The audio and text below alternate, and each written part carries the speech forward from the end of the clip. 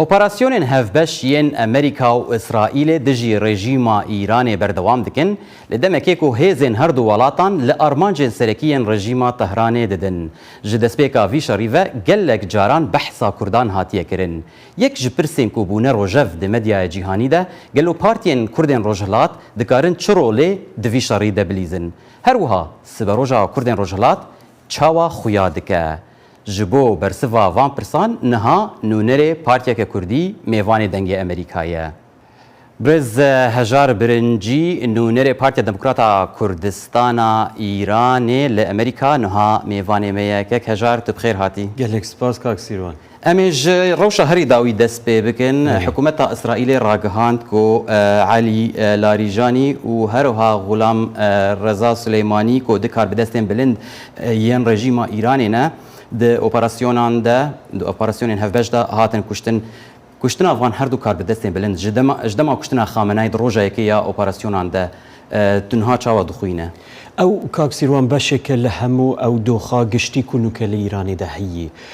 Kuştina Elî Larijanî weku kesekê ku dihat gotin ku piştî Elî Xameneyî kesa herî bi bandore û kesa herî bi biryare di nav sîstema siyasî ya rejîma Îranê de nemana wî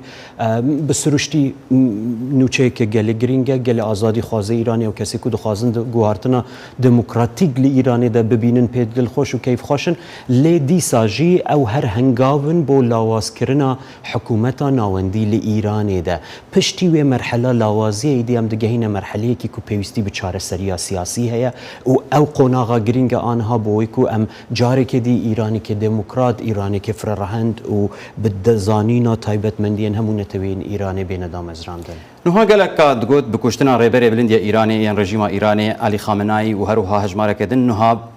kuştina Larijanî û yên din. Gotin rejîm lawaz be ji hundir lê li heman demê şiroveyek heyî dibêje ku niha rejîma Îranê ji destpêka şer divan çend hefteyan de êdî sîstemeke nenavendî di rêvebirina şer de bikartîne. Nirxandina we bo vê yekê çi ye? Li rastî de kak Sîrwan ew ê ke her kes pêy wa bû bêt bi nemanî kesêk katê xweşî ke Xumeyni mird. زۆر کەس پێیان وابوو کە خومینی مردی تر ڕژیمی یاخوندی کۆتایی پێهاتۆ و تەواو سیستمی کۆماری ئیسلامی هەمووی لە یەک دەپڕژێت و دادەڕمێ. ڕاستە نەمانی کەسەکان، نەمانی ناوەکان زەربە لە جەستەی کۆماری ئیسلامی دەدات. بەڵام ئەوە بەو مانایە نییە کە کەسێک نەما ئیترە و سیستمە بە تەواوەتی دادەڕوخێ لە بەرەوەی کە سیستمێکە ساڵهای ساڵەکاری بۆ دەکرێت پشتی بە هێندێک هێزی خۆی و ئیدۆلۆژیەکەوە بەندە کەس پەیوانە بووە ئەوانەی کە بە واقع بینانە چاو لە عەرزی واقع دەکەن و شتێکە لە ڕاستیدا لە نێو ئێران و کۆمەڵگای ئێراندا هەیە پێی وابێ بە نەمانی یەک کەس یا دوو کەس یا سێ کەس لەوانەدا بە تەواوەتی سیستمەکە دادەڕمێ. بەڵام بە دڵنیاییەوە سیستمەکە بە تەواوەتی ناوەندی بڕیاری خۆی لە دەستداوە. سیستمەکە لە هەر کاتی لاوازی خۆیدایە. ئێستا و زۆر پایە و ئەساسی سیستمی کۆماری ئیسلامی ئێستا لەرزۆک بووە. بەڵام دیسانیش دەڵێمەوە کە ئێستا کاتی وەیە کە بڕیاردەرانی جیهانی ویلایەتە یەکگرتووەکانی ئەمریکا، بڕیاردەرانی ویلایەتە یەکگرتووەکانی ئەمریکا و ئیسرائیلیش وەکو بەشێک لەو شەڕەوە تەنانەت دنیای ئازاد و کۆمەڵگای نێودەوڵەتی بیر لە چارەسەریەکی سیاسی بکەنەوە بۆی بتوانن بەرەو دامەزراندنی سیستمێکی سەقامگیری دێموکراتی فرەلڕەهەندی لامەرکەزی دەنێو ئێراندا بڕێت. باشە تەبەحسا ئەمریکا و وڵاتێن دن یەن کۆمەلگەها ناونەتەوەی کرد. ئەس خوازم شخۆن هاتون نو هاتیە ئەمریکا دەش بۆ نونەتیا حیزبا خۆ بکە. یعنی حیزبێن کوردی بگشتی چاوە vê danûstandinê li gel Amerîka dikin ji ber got di dema dawî de ku tu jî dizanî gelek raportên cuda nakok derketin ka aya Amerîka wê danûstandinê Kurdar bike ya na. Yani ez dizanim danûstandin heye û peywendî çêbûye di navbera we wan de. Lê niha til vir çi yek ji astegiyên serekî ku dixwaze bigihîne Amerîkiyan ji perspektîva Kurdan çi ye؟ دەزانین کاک سیروان پێم خۆشە باسی هێندێک بگەڕێمەوە پاش. یەکەم زۆر جار گلەی لە ئێمە دەکراوەکو کوردی ڕۆژهەڵاتی کوردستان، کوردی کوردستانی ئێران کە ئێمە لابیمان نییە لە ئەمریکا. پەیوەندیەکانی کوردی ڕۆژهەڵات و بە دیاریکراوی حیزبی دموکراتی کوردستانی ئێران لەگەڵ ئەمریکا ئەوە نەبوو تازە دەست پێ بکە پێشتریش لەبەرەوەی کە کەمپەکانی حیزبی دموکرات و ڕێبەرایەتی حیزبی دموکرات لە باشووری کوردستان بووە پەیوەندیەکان لە بواری دیپلۆماسیەوە لەگەڵ ئەمریکا وڵاتانی تریش هەر بەردەوام بووە. ئێستاش بەردەوامەوە لە داهاتووشدا هەر بەردەوام دەبێت. بەڵام ئەوەی کە هەیە لە دیدی کوردی ڕۆژهەڵاتەوە دەبێت ئەو پەیوەندیانە لەسەر ئەساسی ڕێز و پێگەی کورد بێ دەنێو کوردستانی ئێراندا و لە بەرامبەریشدا لە ئەمریکاشدا دەبێت پەیامی ڕوون و شەفافە بێت بۆ ئەوەی کە بزانن پلانیان چییە بەرەو کوێ دەچن و ڕۆڵی کوردیش لەو شتەدا ببینن. ئێمە زۆر باش دەزانین کە ئێستا ئەمریکا گەیشتۆتە خاڵێک کە لە ڕێگای هێرشی نظامیەوە توانیوێتی گورزی زۆر کوشەندە لە کۆماری ئیسلامی بدات، بەڵام لەو هەنگاوە بەدواوەی دەبێتە مەرحەلەی چارەسەری سیاسی و لە مەرحەلەی چارەسەری سیاسیشدا ئێمە بەهێزەوە پێمان وایە ئەو پێگەیە کە کورد بەگشتی و حیزبی دموکراتی کوردستانی ئێران بە تایبەتی تریش کە ئێستا ئێمە هاوپەیمانی هێزە سیاسیەکانی کوردستانی ئێرانمان هەیە، ئێمە وەڵامی ئەو دۆخەین، ئێمە دەرگای ئازادین بۆ ئێران و ئێمە پۆتانسیێل و شانسی ئازادین لە ئێران و گۆڕانکاری بۆ ئێرانێکی سەقامگیر، ئێرانێکی دموکرات. بۆیە دەبێت مەسلەی پەیوەندیەکان شتێکی دوولایەنەیە. ئەو دوولایەنیە لایەنێکی هەیە کە کورد لە ڕۆژهەڵاتی کوردستان پێش و تریش و ئێستاش و لە داهاتوشدا بۆ دیالۆگ ئامادەیە، دیالۆگێکی سازەندەی کە بە ئینگلیسی پێی دەڵێن کانستراکتیڤ، کە دیالۆگێک بێت بتوانین کار بکەین بۆ دروستکردنی ئێرانی نوێ. بەحسا چارەسەریان سیاسیت کە یا بەشداریە کوردان دە ئۆپەراسیۆنێکە لەشکری یا بەرفرەهدە؟ ئەمە پێمان وانییە کە هەروە بە هاسانی باز لە شەڕ و کوشت و زەرەر و زیانی خەڵکی و ئەوە شتێکی وانی هەروە بە سادەی تۆ باسی بکەیت. دەگەڵەوەشدا ئێمە ئەگەر کار بگاتە شەڕ، ئەگەر کار بگاتە بەرگریکردن لە نەتەوەی خۆمان لە خەڵکی خۆمان، لەوەیدا هیچ باکێکمان نییە و پێش ئەو وەزعش کردومانەوە کاتێکە لە واشنگتن هەر کاتێمە باسی کوردی ئێرانمان کرد، باسی ڕۆژهەڵاتی کوردستانمان کرد، دەیان گوت ئیچ کۆمپلیکیتد، ئەوە تێکەڵ پێکەڵە، حازر نەبوون خۆی لێ بدەن. ئێستا دۆخێک هاتۆتە ئاراوە، هەموو کەس دەیەوێت جۆ لە ئێمە بگرێت، هەموو کەس دەیەوێت بزانێت کوردی ئێران چییە، چی دەکا، هێزی چەندە و ئەوە. ئەمە لەوەی باش تێدەگەین و ئامادەشین بۆ ئەو بیر و ڕاگۆڕینەوە، ئامادەشین بۆ نیشاندانی پۆتانسیێل و هێزی خۆمان لەسەر عەرزی واقع لە ڕۆژهەڵاتی کوردستان لە کوردستانی ئێران و ئامادەیی خۆشمان بۆ دەربڕیوە کە هاوکار بین بۆ دامەزراندنەوەی ئێران، کار بگاتە سەر پاراستنی خەڵکی خۆمان. ئێمە بۆش ئامادەین و هێزی وەشمانەیە بە دڵنیاییەوە بە هاوکاری هەموو هێزە سیاسیەکانی ڕۆژهەڵاتی کوردستانی ئێران کە بتوانین پارێزگاری لە خەڵکی خۆمان بکەین و هەوڵدانیش لە هەموو حاڵ و کارێکیدا بۆ ڕزگاری نەتەوەی خۆمان لە کوردستانی ئێران بە حەقی بێ ئەو لاولای خۆمان دەزانین. نها هەفەرمانیەکە کوردی لە ڕۆژهەڵاتی کوردستانی چێ بوو، یەکجارەیەکێ بەلکی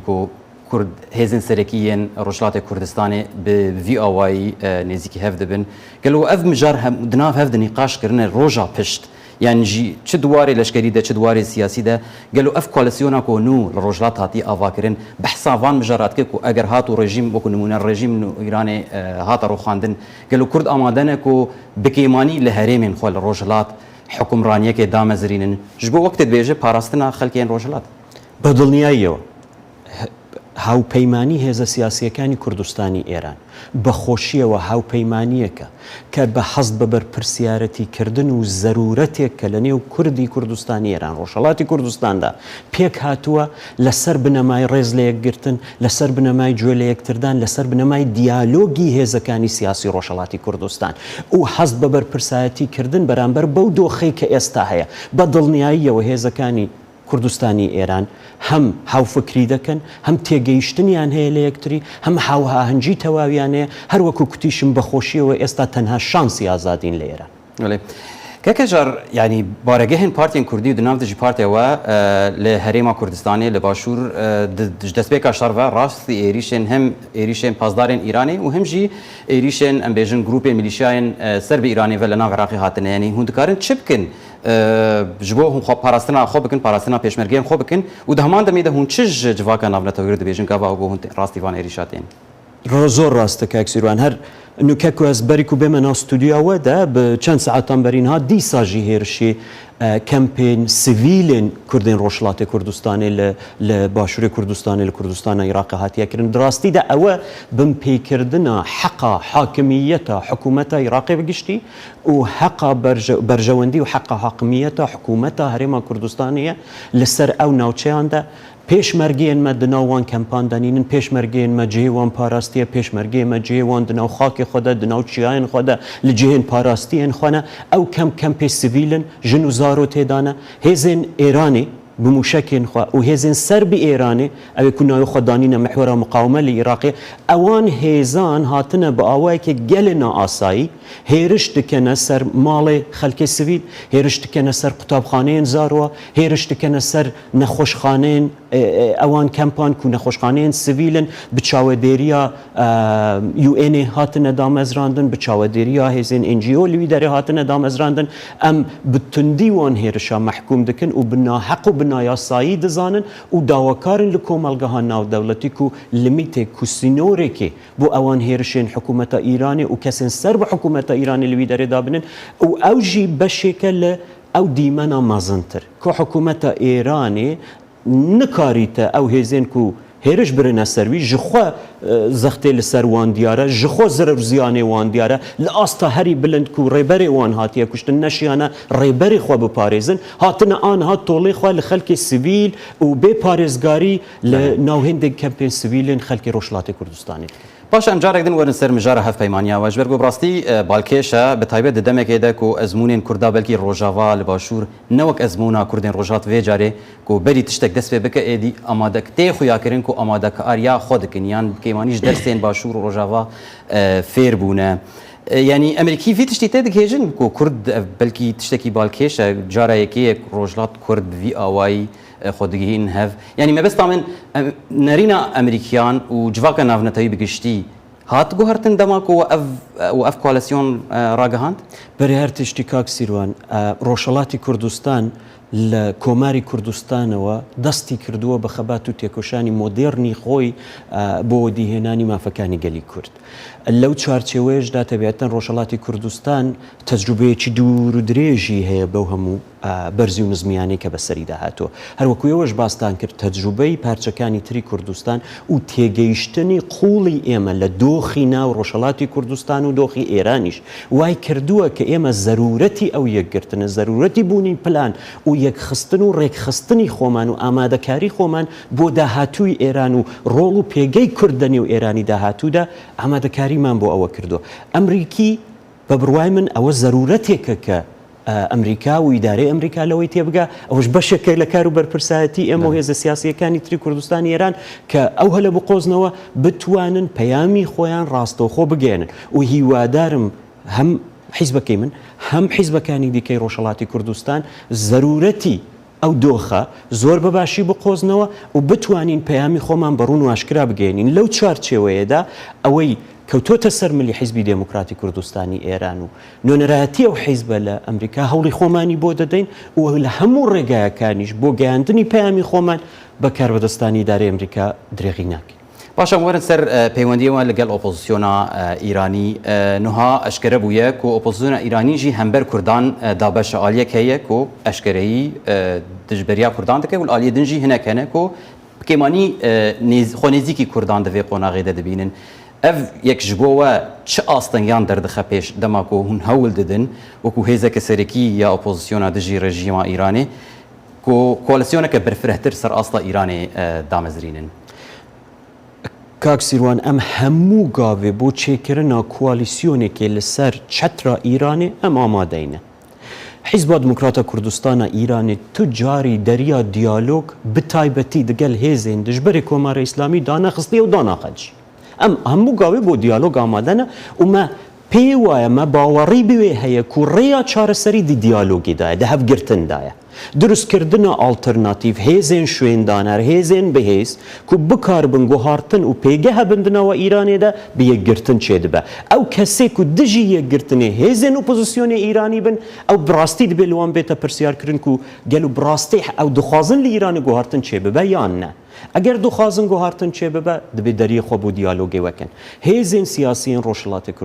کوردستانە ئیرانی هەون دەزانن داوی ستیتمنتاوانژی ڕوونکردنەوەوان بۆ ڕایە گشتی داخوازا هەفگرتن و هەفکاری دەگەل هێز و حرەکەتێن دیێن ئیرانی بتایبەتی گەلێن ئیرانی کردن بتایبەتی گەلی تورک کردن لە ئیرانی کوبێن دەستی هەفکاری ئەخوا درێژ بکەن ئەم دخوازن نمونەیەک بن ئەم دخوازن کەتەلیستێک بن وەختی هاوپەیمانیە هێزێن کوردستانە ئیرانی پێک هات مە دخواست ئەو ببە نمونەیەک بۆ هەموو هێزێن ئیرانی کو ببینن ئەگەر مە جوداهیە بیرکردنجی هەبیت ئەگەر تێڕوانینێن مەژی بیرکردنە مەژی مینا هەو نەبیت ئەم وەکو کورد گەهیشتینە وێ منتەقێ گەهیشتینە وێ باوەڕیە گەهیشتینە وێ تێگەیشتنێ و پێگەهیشتنێ کو ئەم دەبێت لەگەل هەورونین دیالۆگا بکەن لە چارچێوەیە ئامانجێن مەزنتر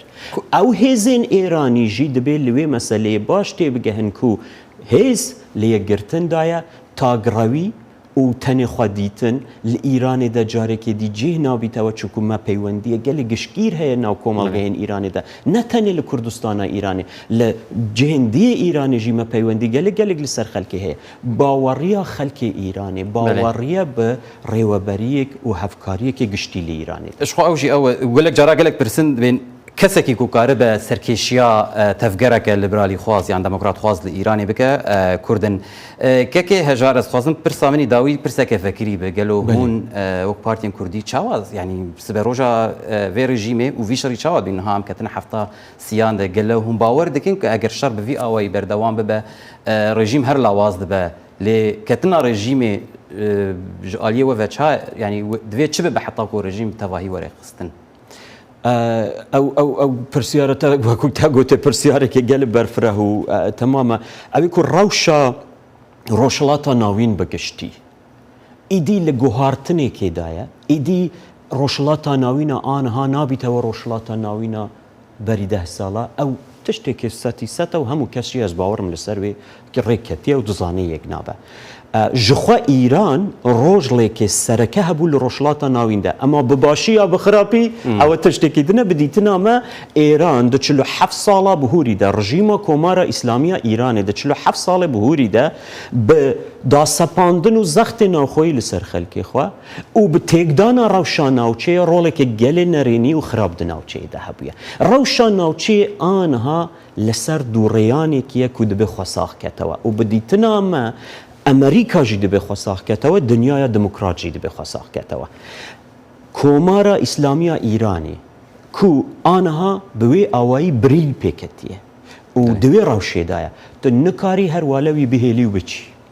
ئەو دەبێت بگەهیتە سەرنجامێکی دەبێت بگەهیتە چارەسەریەکی و ئەو چارەسەری بدیتنامە چارەسەریە ئێرانێکی دموکراتە لەسەر ئەساسا پلورالیزمێ کو بدیتنامە سیستما فدرالی تێدا سیستمێکی هەری گشتگیر و ڕێک و باشە تێدا بێتە جێگرتن بە ڕێز و احترام بە حەق و حقوقی نەتەوەیان ئیرانی و تایبەتمەندیەوان لەسەر فۆرم و چاوانیاوی دەشێن ئەم بێنە بەحثکردن ئەمە بدیتنامە